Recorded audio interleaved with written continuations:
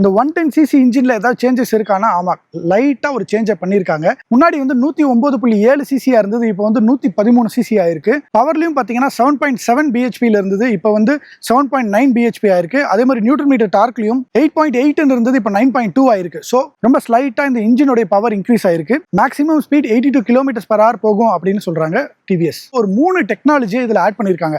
அது என்னன்னா IGO, ISS, அதுக்கப்புறம் ISG. இந்த IGO அசிஸ்ட் அப்படிங்கிற ஒரு டெக்னாலஜி வந்து இந்த மோட்டார் சைக்கிளோட இனிஷியல் பவரை வந்து இன்க்ரீஸ் பண்ணுது. இதுக்காக அவங்க ஸ்பெஷலான ஒரு பேட்டரி, அதுக்கப்புறம் ஒரு மோட்டார் இதெல்லாம் கனெக்ட் பண்ணி த்ராட்டில் கொடுக்குறப்ப உங்களுக்கு இமீடியட்டா ஒரு பவர் தேவை இல்லையா, அந்த பவரை இன்ஜின்ல இருந்து எடுக்காம பேட்டரியில இருந்து கொண்டு வந்து அவங்க வந்து இதை கொடுத்துருக்காங்க.